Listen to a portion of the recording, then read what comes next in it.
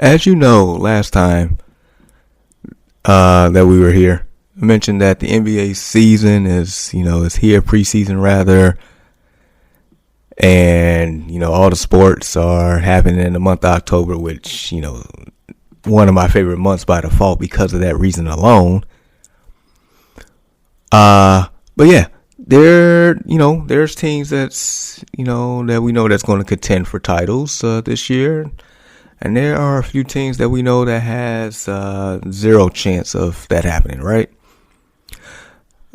I would say, one of those teams are the Utah Jazz. They traded away Rudy Gobert for 5 draft picks, traded away Donovan Mitchell, reportedly getting ready to trade away Jordan Clarkson. If they had it their way, probably get rid of Mike Conley too. They traded Royce O'Neal earlier this year to the Brooklyn Nets. Reason why I'm bringing this all up. Not sure if all of you all are aware, but so there's this French prospect name, and I'm probably gonna butcher this name. I literally just looked up the pronunciation of his last name, but Victor Wembanyama. I'm pretty sure I just said that right. Victor Wembanyama. Look, this dude here is probably the greatest prospect we have seen since probably LeBron James. Not even joking. For one, the man is 7'4". 7'4", athletic freak, can put the ball on the ground, can defend the rim like anybody else, can fluently shoot threes. His whole game is fluent. It's smooth. Normally somebody that's 7'4", almost 7'5", with a 8-foot wingspan, a little clumsy. No. So this guy plays for a French basketball team for the Metropolitan 92, I guess, in the French league. But Tuesday they ended up playing a team in the G League. I'm trying to figure out the team's name. I'll get you that name in a second, but they went against a team in the G League who also has, I guess, the number 2 player in this draft class called Scoot Henderson, who is pretty darn good himself. But yeah, they went head to head Tuesday night. This dude, Victor, had 37 points, 11 of 20 from the field, 7 of 11 from 3, 5 blocks, and 4 rebounds.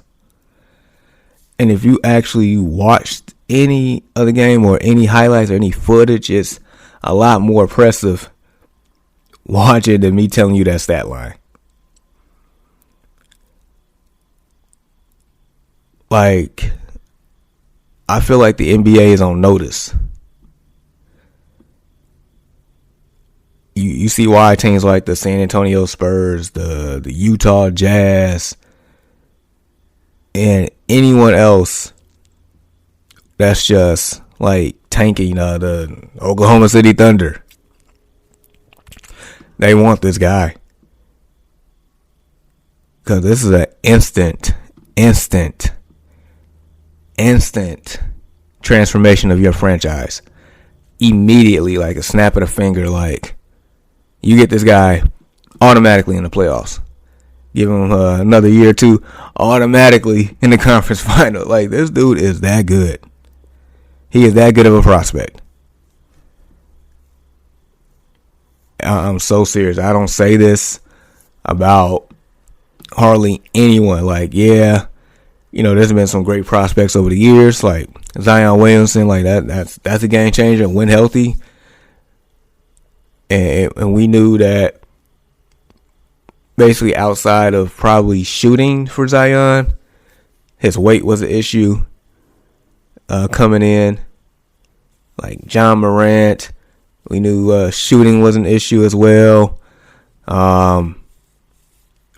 Each great prospect over the past few years, there's maybe one or two weaknesses. I don't really see actual weakness. What, his thin frame? I'm like, okay. It seems like the NBA's body type has transitioned over the last few years, so that I don't think that's really too much of a concern. It's like watching Kevin Durant, Giannis. Yeah, I would say it was like watching a combination of those two players, between the athleticism and the pure ability to shoot and dribble. Like, it's like he just pulling up, and then the step back, mid range, the ability to score around the bucket in traffic is sheesh. Being a fly swat at the rim like Rudy Gobert, this dude is legit. And that Scoot Henderson dude is legit too. Like, the NBA is gonna be in good hands. I mean, if you don't get the number one pick, the consolation prize of Scoot Henderson, that's not bad at all. So yeah, I mean, if you haven't heard it before, you hearing it here first. Victor Wembanyama is everything that you can think of, like, dream prospect. And then Scoot Henderson is pretty darn good, because he was holding his own against Wembanyama. He was. He did not back down. So, man, and I think we might have the opportunity to watch Victor Wembanyama again tonight. If I'm not mistaken, they play another G League team. So yeah, if I can, between watching football, I would definitely be watching him, depending on the time frame. All right, so really quick, we're gonna do a slight pivot over to MLB. The playoffs are now set. The playoff starts Friday. There are 6 teams in the playoffs on each side. We have, in the AL, we have the Houston Astros as the 1 seed, the New York Yankees as the 2 seed. So apparently you have first round buys. In the wild card round, you have the Blue Jays, the Rays, the Guardians, and the Mariners. In the NL, the Los Angeles Dodgers with 111 wins, and as the 1 seed, got the Braves as the 2 seed. And shout out to the Braves for catching the New York Mets and winning the division. Wow. But yeah, so in the wild card rounds, you have the Mets, Phillies, the Cardinals, and the Padres. So yeah, and as far as the matchups, the Rays and the Guardians, all these games start Friday, by the way, like I mentioned. Rays and Guardians, Phillies, Cardinals, Mariners, Blue Jays, and Padres, Mets. You know what? Like, I'm for this format. This is actually pretty cool. I know MLB in the last, about 5-6 years been changing formats one way or another to, I guess, try to make the game better. But yeah, 6 teams. That's pretty cool, because I feel like each one of these teams has a legitimate chance to actually win it. It's basically been the cream of the crop all year. Man, I feel like this year in general has been pretty great for baseball. I think for 2 reasons. One, you had Albert Pujols chasing 700. I think he finished at 703. And then second all time in RBIs. You're just watching his chase. I can't stand the Cardinals by any means. Not a Cardinals fan at all. Never will.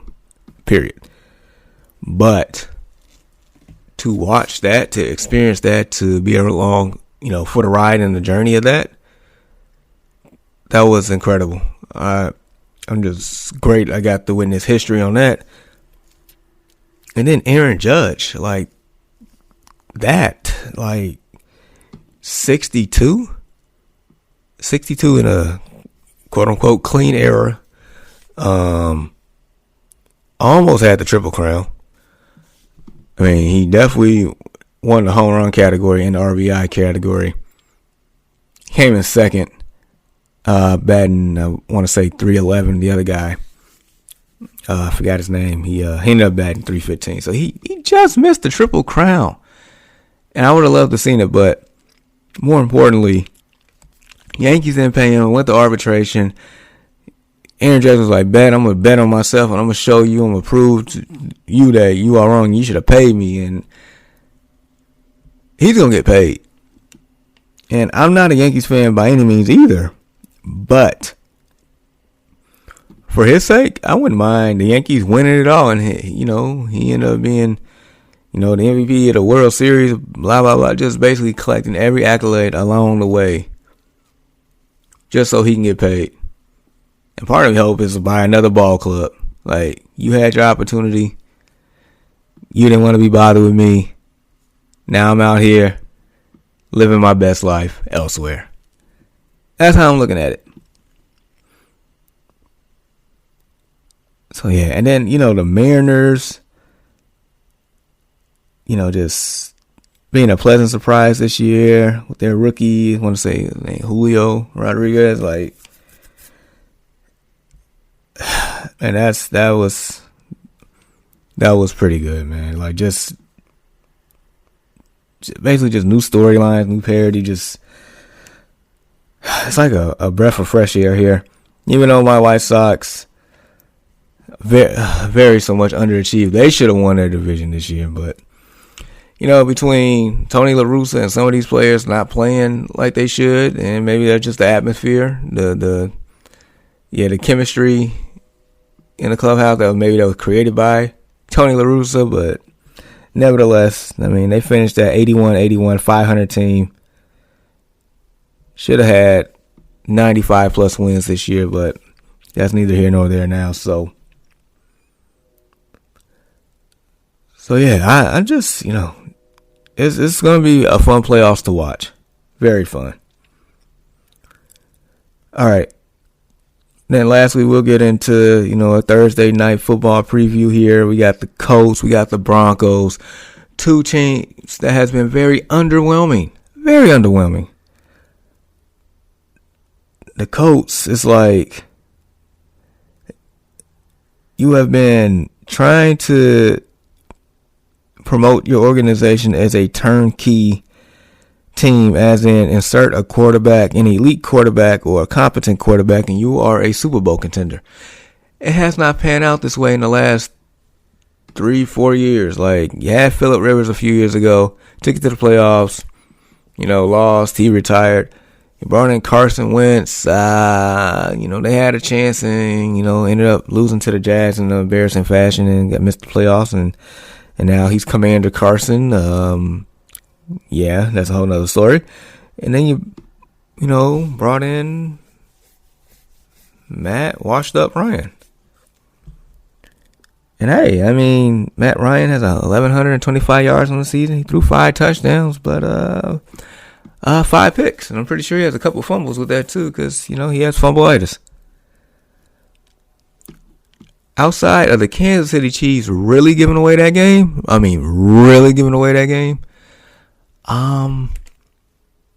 Colts should have 0 wins on the year, but they got that one. Week 1, when they tied the Houston Texans, that told me everything I need to know what to expect from this Colts team, and they have not disappointed in that fashion in my eyes. Yeah, they're a bad team. The Denver Broncos, I mean, we're looking right. I mean, they could be a 4-0 team, but at the same time, they could be an 0-4 team. Between their play calling and their lack of continuity, chemistry, whatever you want to call it, them just being new and not fused up together, you you could tell they're a work in progress. It's just, you just want to believe that Russell Wilson is still, somewhat of that guy that we saw in Seattle. I know he's older, but we still want to see some of that magic, some of that pizzazz, some of that you can never count me out, some of that let Russ cook, some of that I'm Russell Wilson and not just known as Sierra's husband. That's what we need out of Russell Wilson in Denver. That's what the fans are wanting, right? So, the Broncos are 2-2. They just lost their starting running back, Javonte Williams, for the year with a torn ACL. So now it's Melvin Gordon, the third show. They just signed Latavius Murray off the practice squad from the New Orleans Saints, who just played in his first game this year because Alvin Kamara was out. Matter of fact, the whole offense was out in that game. But nevertheless, Broncos team is definitely better than the Colts. Broncos are -3 at home. I'm taking that for sure. Broncos defense is pretty good. That's the main reason why they stayed in games. The offense still trying to figure it out between, just getting used to playing with one another and more so play calling and late game situations, stuff like that. Nathaniel Hackett's turning into like Mike McCarthy Jr. And we don't need that in the NFL, right? Yeah, so yeah, I think it's just a matter of time for the Broncos really, really get it together here. But yeah, I'm definitely taking the Broncos. At least I know one connection has been working well for the Broncos, and that's Cortland Sutton and Russell Wilson. They seem like they have good chemistry. He scored a touchdown last week. Even Jerry Jeudy found the end zone for the first time since week 1. So, that worked out. On the other side, just really quick, like the Colts, like somehow, some way, you're going to have to like create running lanes for Jonathan Taylor. You're going to have to like let him carry you like he carried you last year. That's the reason why the Colts was, doing pretty good. The running game, takes time off the clock. The defense stays fresh. Defense is actually pretty good when healthy, but they've been playing like trash. Shaq Leonard used to be known as Darius Leonard. we got to get him going or something. Colts have playmakers, just not at the quarterback position, which is the most important position on the team. That's just what it is. It's just what it is. Yeah, that game is tonight, 7:15 Central Time, Amazon Prime. Hopefully this week's game will be a lot more better presentation than, watching that Tua situation last week. And I'm not going to get into that. I'm just glad the man is alive and getting healthy, and it's up to him if he wants to play football. Now I'm pretty sure he is, but nevertheless, yeah, tonight's game, looking forward to it. We just see what happens with that one, but I like the Broncos -3. I like them to cover that by far. And it's in Denver. Yeah. All right, so continue to rock with your boy right here on the No Offense Radio and the No Offense Network. Follow your boy on social media at JGoodWithSports. We talking about Facebook, Instagram, TikTok, Twitter. Hey, this Saturday, live once again on Facebook with the Early Morning Sports Talk podcast with my bros Brandon and Ian as we break down the stuff that happens this week and we get into more details about the things that's happening around sports. And then this Sunday, please join us, YouTube and Facebook, with the Destination Fantasy podcast. That's the fantasy football driven podcast with my bros Deshaun and Walter. We have a good time. We actually help out people live with any fantasy football lineup questions, trade scenarios. We actually have a good following. Funny thing is we have a rundown, but we can never get to the rundown because people are always asking us questions about their lineup, and that's a beautiful feeling. So come join us on that. Please like, subscribe, share to our YouTube channel, all that good stuff. But yeah, you all have a good one. Take care. We'll do this again soon. Until next time, peace.